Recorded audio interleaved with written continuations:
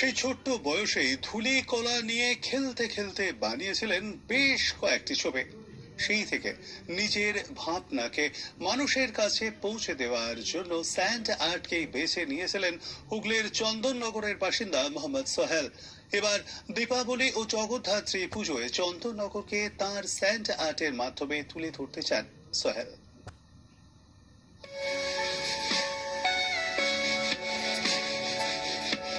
সাদা বোর্ডের ওপর বালি, আর সেটাই চন্দননগরের মোহাম্মদ সোহেলের কাছে ছবি ফুটিয়ে তোলার ক্যানভাস।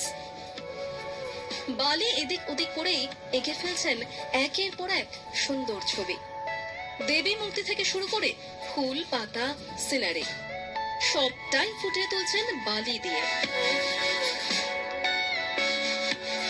ছোট থেকে কোনোদিন কারুর কাছে আঁকার প্রশিক্ষণ নেননি সোহেল, তবুও